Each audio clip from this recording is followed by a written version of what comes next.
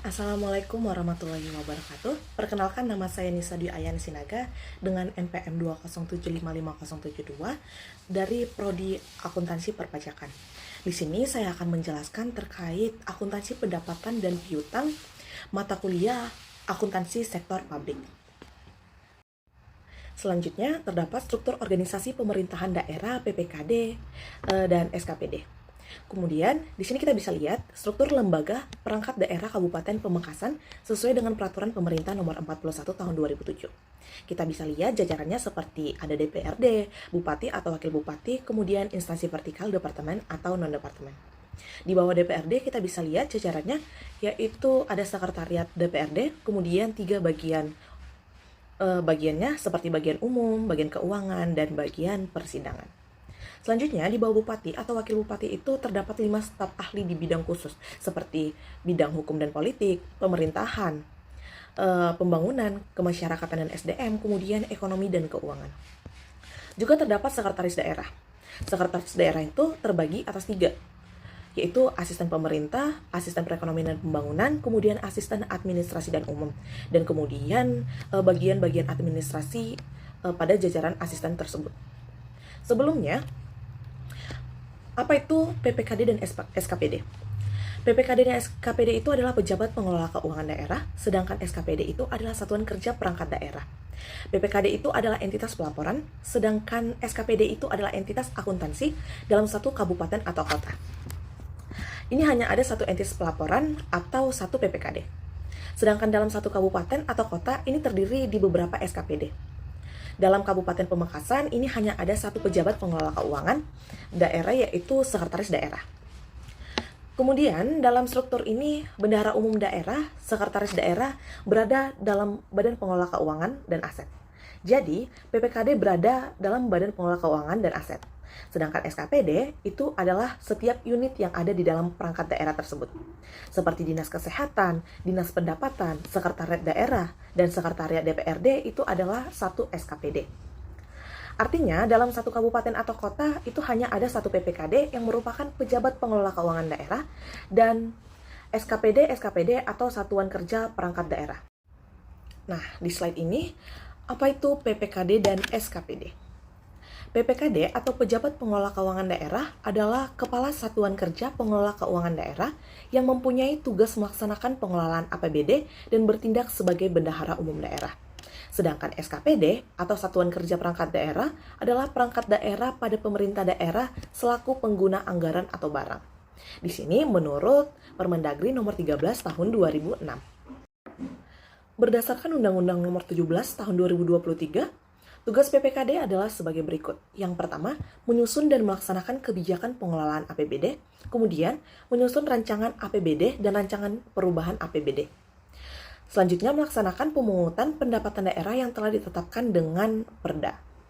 Kemudian, melaksanakan fungsi bendahara umum daerah, selanjutnya menyusun laporan keuangan yang merupakan pertanggungjawaban pelaksanaan APBD, dan yang terakhir melaksanakan tugas lainnya berdasarkan kuasa yang dilimpahkan oleh kepala daerah.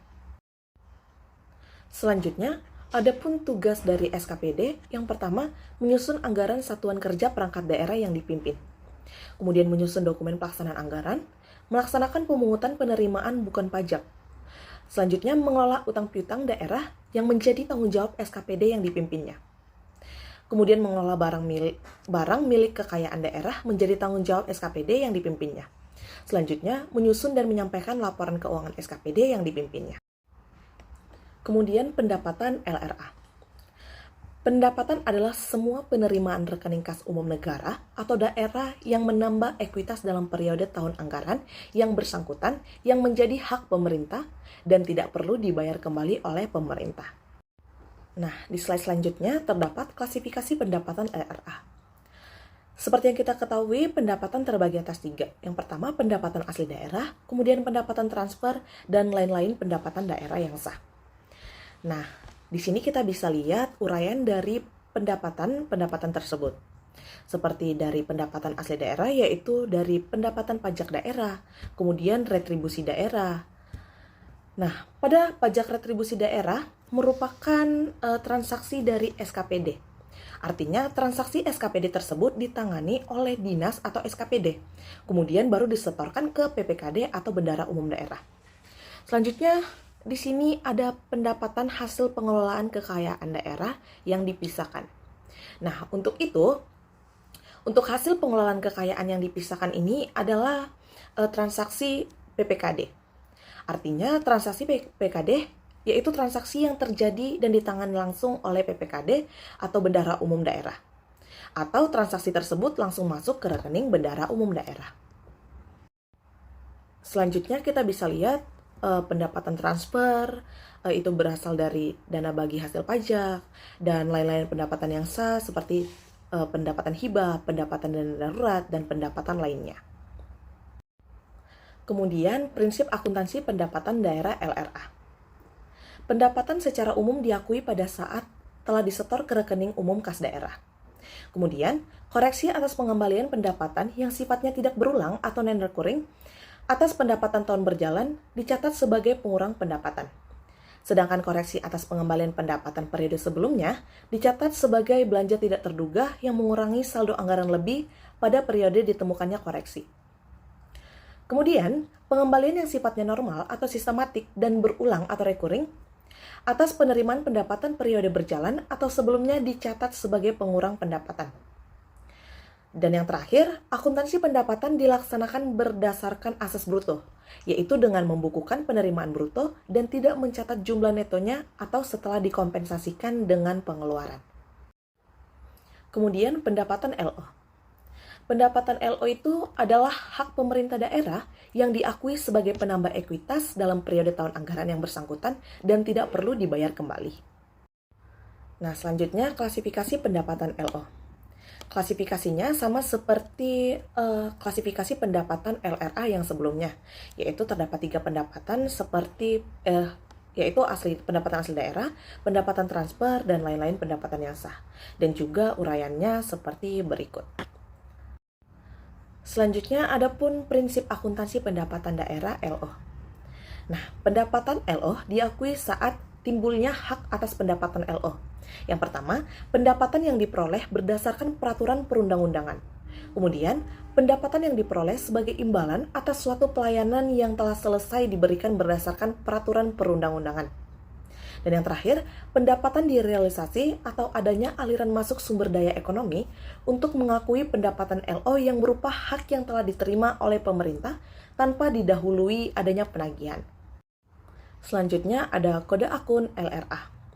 Nah, di sini terdapat kode akun LRA seperti kode 4 itu terdapat pendapatan LRA. Nah, pada kode 5 yaitu belanja, 6 transfer, dan kode 7 itu ada pembiayaan. Berbeda dengan kode akun LO itu pendapatannya berada pada kode 8 dan pada kode 9 itu terdapat beban. Pencatatan pendapatan yang diterima SKPD saat penerimaan. Nah, di sini terdapat jurnal LO dan LRA. Untuk jurnal LO pada saat pencatatan penerimaan pendapatan itu yaitu kas di bendahara penerimaan pada pendapatan LO. Nah, untuk LRA dia perubahan sal pada pendapatan LRA. Nah, untuk pencatatan pendapatan yang diterima SKPD saat penyetoran ke PPKD itu, maka jurnalnya rekening PPKD pada kas di bendahara pemerintah. Kemudian untuk penyajiannya, pendapatan LRA disajikan di laporan realisasi anggaran, sedangkan untuk pendapatan LO disajikan di laporan operasional. Untuk slide selanjutnya terdapat akuntansi piutang. Apa itu piutang?